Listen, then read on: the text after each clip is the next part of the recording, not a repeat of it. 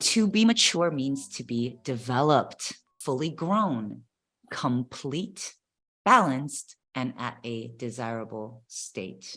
And to be mature as a person also includes self-sufficiency and an understanding that we are responsible for taking care of ourselves. And so when we start doing the work, we become more mature across all 5 layers of the body: physical, mental, emotional, spiritual, and bliss center.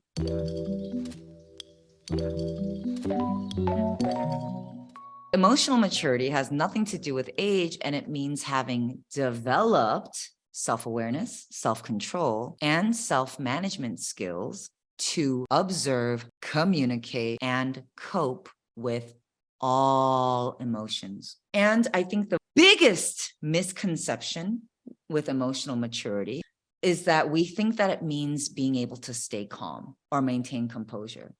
But here's the thing. I would say I've met so many people throughout my life who are incredibly emotionally stunted and completely disconnected from their emotions because all they try to do is stay calm and maintain composure. They don't let themselves feel. They don't let themselves express.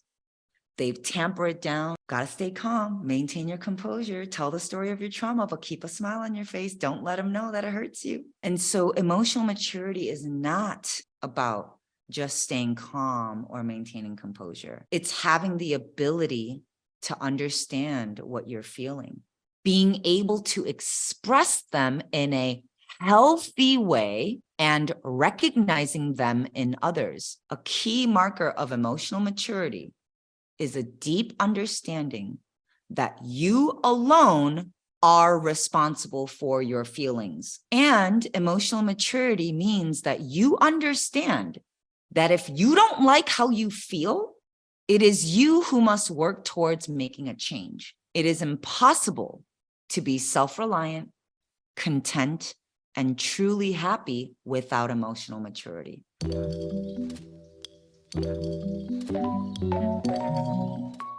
Let's talk about emotional maturity versus emotional regulation. They are different. Emotional regulation is your ability to recognize and manage the emotions and the feelings you may experience. So emotional regulation goes, okay, I'm feeling the thing. Before I go and react and go all sideways or whatever, I'm gonna recognize it. Okay, like I'm feeling X, Y, and Z. Let me go move my body. Let me go out for a walk. Let me go scream into a pillow. Let me express in some way. Let me go dance it off. Let me go run it off. Let me go whatever. That is emotional regulation. And being able to regulate your emotions is definitely a part of emotional maturity. So emotionally mature people also know how to emotionally regulate. But emotional maturity also includes communicating, expressing without reacting, and intentionally working to heal,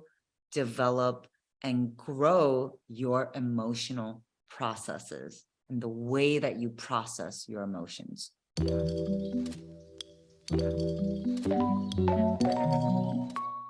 Are we ready for all the examples of emotional immaturity? Victim mentality and blaming others when things go wrong. The other thing is not only blaming others when things go wrong, but blaming others for the way you are. Inability to control impulses, reactions, and thoughts, avoiding difficult conversations or shutting down, using jokes and humor to bypass uncomfortable feelings or situations, being defensive, staying butthurt, always wanting to be right, manipulating, bullying, or guilting others to get what you want, jumping to conclusions and making assumptions, screaming, yelling, berating, throwing a temper tantrum.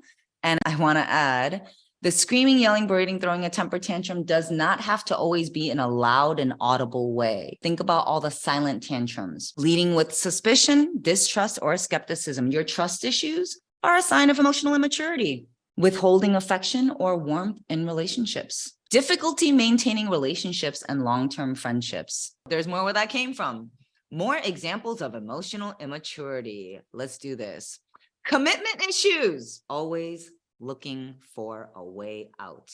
Entanglements instead of emotional intimacy. Or better yet, you mistake an entanglement for emotional intimacy. You think you're being emotionally intimate when really it's an entanglement. Inability to take accountability or responsibility, jumping right into the feeling and becoming it without inquiry or reflection. Fear of space or distance from people. You have a hard time spending time alone, or you get really anxious when you spend a lot of time away from someone. Fear of emotions and expending lots of energy to maintain composure. Projecting and jumping right into blaming others for your feelings. Inability to learn from past experiences or mistakes, repeating patterns over and over again. Just avoiding emotional work altogether.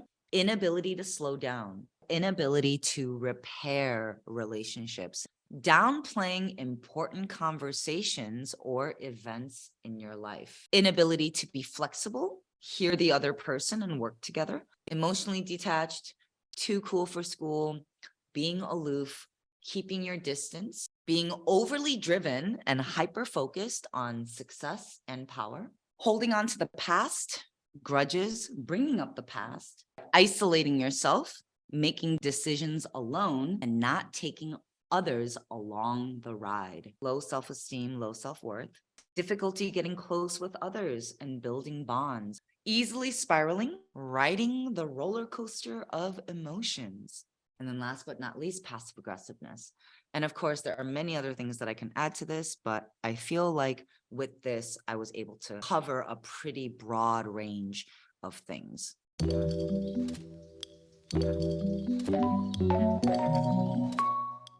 Let's talk about what makes somebody emotionally immature. How do we even end up here in the first place? Insecure attachments during early life, exacerbated by abandonment, abuse, trauma, rejection, neglect, and dysfunctional modeling. A lack of supportive parents who take accountability and spend the time to get to know their children and build a genuine relationship. If you are raised by parents or you observed caretakers being emotionally inconsistent, angry, reactive, sensitive, doom gloom, controlling, stoic, or afraid of emotions. So with that said, it is not your job to change your parents. It's your job to work on yourself.